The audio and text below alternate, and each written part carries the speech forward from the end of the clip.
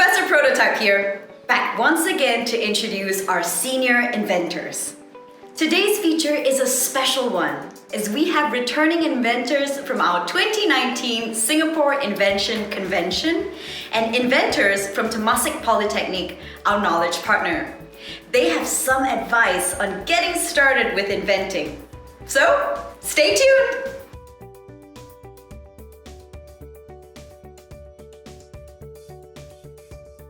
I'm Varun and I'm 17 years old. Hi, I'm Ritvik and I'm 16 years old. We invented the self-feeding lunchbox called Eativo. So Eativo basically is able to heat up your food at the flick of a switch.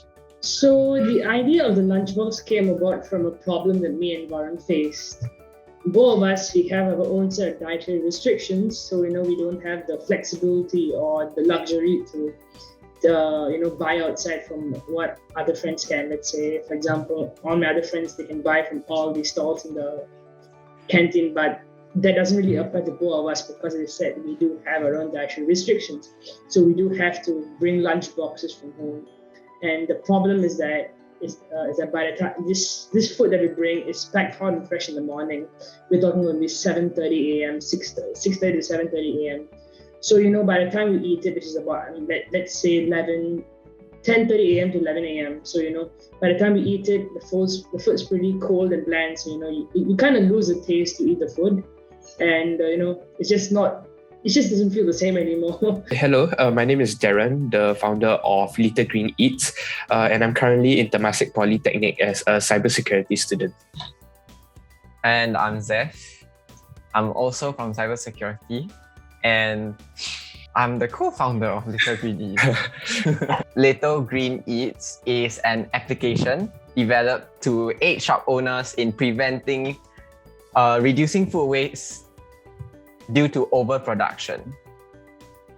So we noticed that at night when we go to the coffee shop and stuff or bakeries, you can see them throwing away the food, like to close up shop. So this is the first thing that got us to think like, hey, this food is getting wasted. How can we prevent that?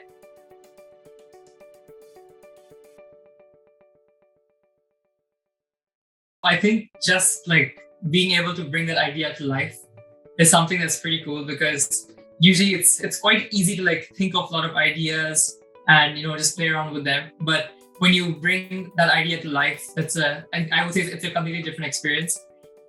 I think going to TP was the most fun part for me specifically, because like one, I could obviously meet with Vic as well as the mentor from TP as well, because we only met each other through Zoom. Both of us, we don't really have much of a major experience in this field because considering we have just finished secondary school, so we are still pretty fresh in terms of what we know. Like this area of electronics, building, constructing electronic circuits was really something that's untouched for us. So this gradual process of learning new stuff, as long as building a better bond with Varun through this process was a very interesting process.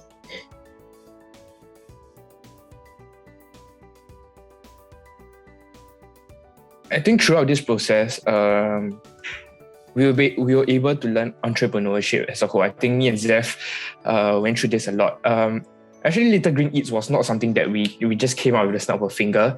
I think we had close to 15 ideas. We went through a lot of arguments, even with our other members as well. And despite that, we still persevered and put through. I think the most challenging part was actually making our ideas feasible.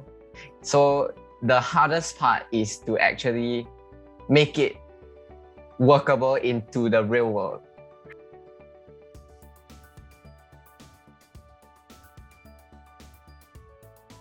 I think before you even start inventing something, the first step is to like look out for problems which can be solved. So I would say don't try to jump into like the most complicated problems you can find.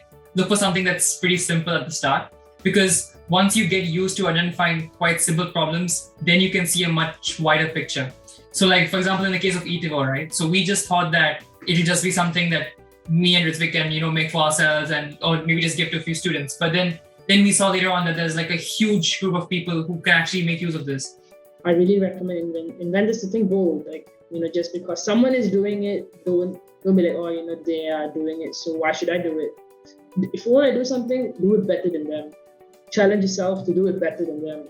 An advice that I would give is after you come up with your list of ideas, you look at how try to find out how yours is different from the rest, from those that already exist. But secondly, the most important thing is to never give up as well.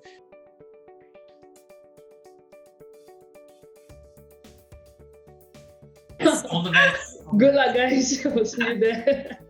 I hope their sharing has given you the confidence to start with the smallest of problems, as you'll never know who else might benefit from a solution you invent. This is our final feature, and I just wanted to say thank you to all the inventors and teachers for sharing their journeys. I'll see you all next time. Bye!